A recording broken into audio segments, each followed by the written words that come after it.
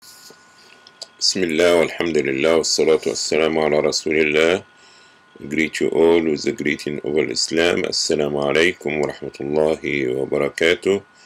I'd like to welcome you all for continuation of our series concerning Fatawa Sheikh Al Albani, Q&A to Sheikh Muhammad Nasir al-Din al-Albani.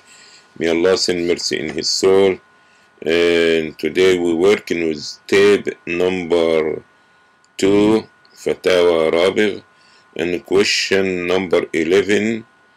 And the question is saying, what is the difference in the methodology between the people of Tabligh and the people of Salaf?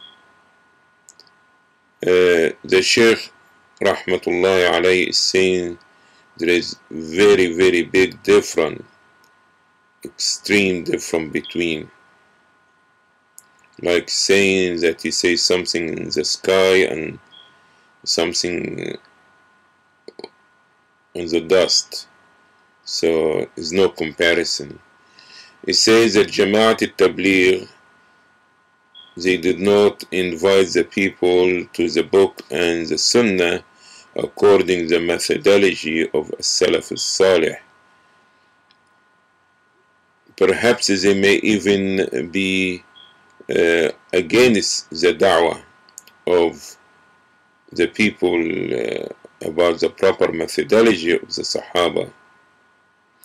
And this is not only Jama'at al-Tabligh, but all other groups. They are against the way of the Salaf, that because they claim that this unites the people. They invite, basically Jama'at Tabligh, Ikhwan Muslimin, invite people to some Islamic behavior, and with no doubt this is something good. We know some of those people in our countries which they are sincere and serious, but I feel sorry that they did not know the proper way which takes them to Allah. Indeed, this is the way of understanding the Deen according to the Book of Allah and the Sunnah of Rasulullah sallallahu alaihi wasallam, and to be according to the understanding of the early Sahaba and the Tabi'een. They explain to their followers al-kalima al-tayyiba,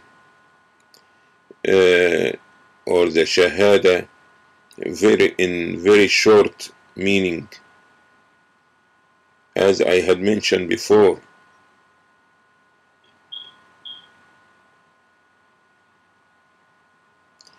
But this is totally different from what is happening in most of the Tabligh people in the Islamic countries. I want to mention something here about my experience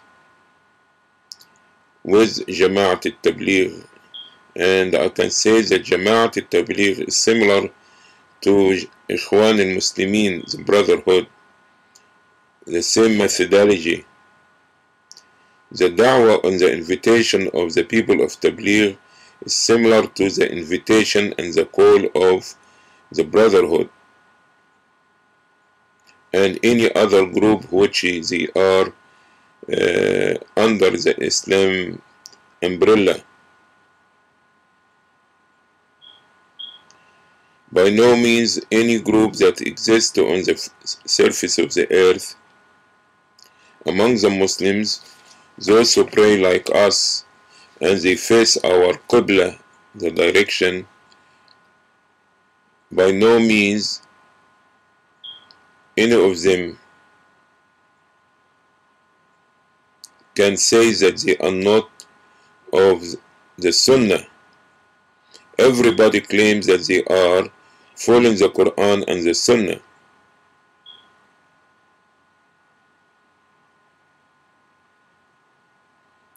But the difference is that some of them claim that they understand the Quran and Sunnah according to their ijtihad,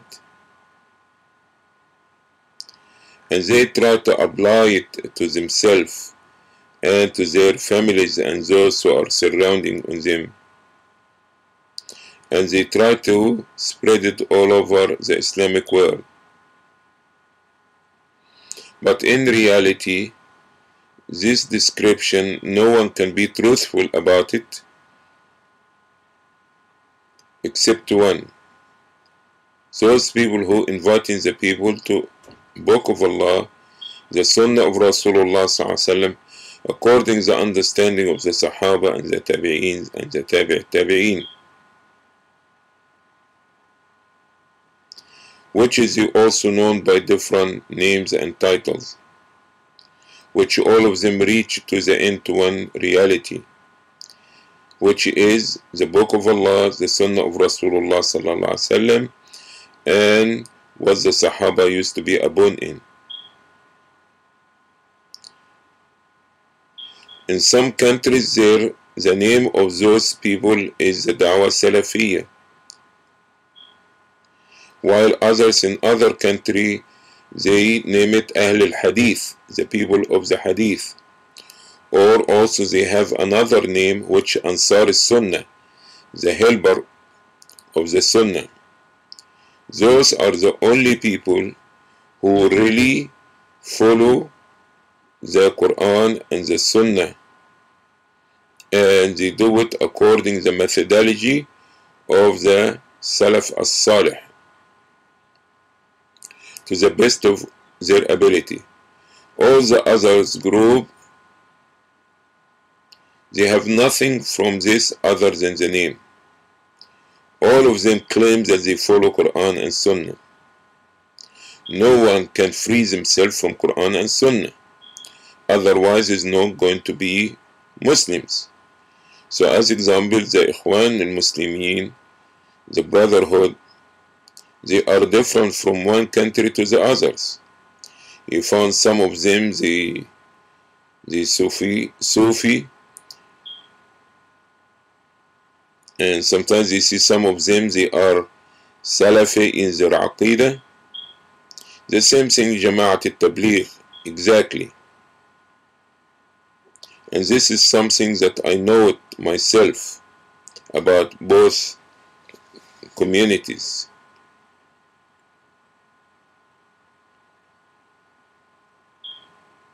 And if you found any of them upon the way of the Salaf in their Aqidah, they have the proper Tawheed, is not because they learn it from their own group.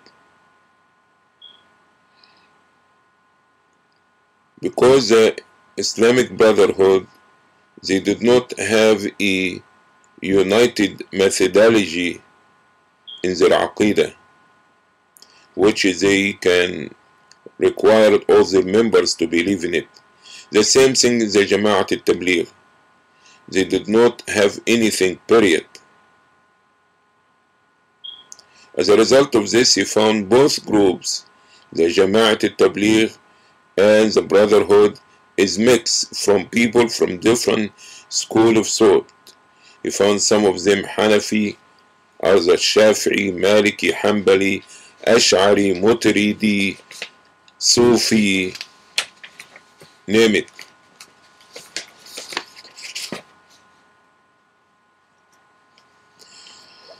I remember in sometimes that the Ikhwan al-Muslimin, in their list in Egypt and in their main office, they used to have some Shia even among them. So in actuality, they collecting under their umbrella anybody that claim to be Muslims. Doesn't matter if his Islam is correct or not. Doesn't matter if his Islam is crooked or not. The same thing is Jama'at al-Tabligh. The main concern to give the people maw'idah, admonishment, khutbah, giving them, teaching them about some mannerism and behavior of Islam, to be truthful, not to lie, to be trustworthy, to keep the salah in jama'ah in the mosque. And all these things is good, no problem. Nobody can be different about it. But it's still fun among them. Same thing like the Ikhwan, Hanafi, Shi'i, Maliki, Hanbali, Maturidi, Ash'ari, Sufi, halfway this, halfway that. And even you found among them those people who believe in unity of God, or that God merge with his creation and the creation melted with God, which you call Wahdat al-Wujud, okay? That God Almighty, that can be in the people and the people be in God, they merge together. As I said, these two groups of Muslims, they did not have the proper methodology, so they can invite the people to it, similar to many other jama'at.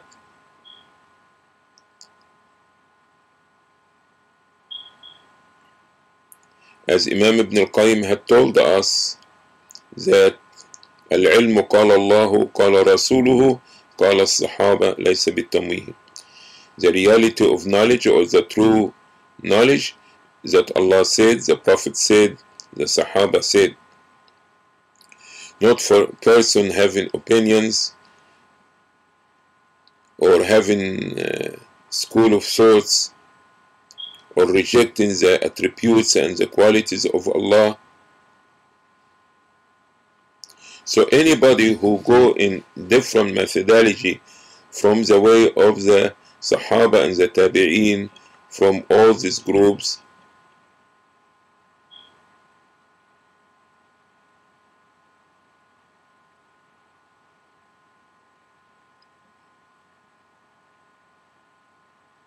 they are not.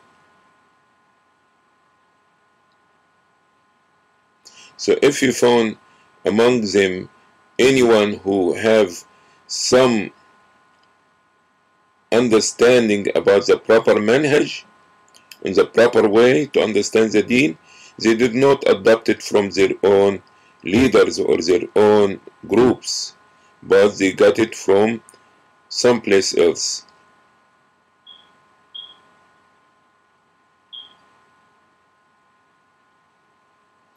And if these groups, Jamaat al-Tabligh or Ikhwan Muslimin, happen to be in Islamic countries or in countries that they teach Tawheed there, so some of them, they will be with some correct understanding because they mixing with other people from the people who upon the proper Aqidah.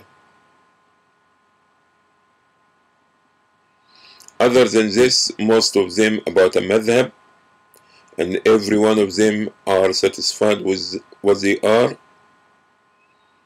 but doesn't matter if this is what the Prophet taught or not, if this is the correct way or not. And this is basically what I say about the two groups, and from a personal mixing and understanding and observing their condition, and Allah knows best. Thank you for watching. Assalamu alaikum wa rahmatullahi wa barakatuh.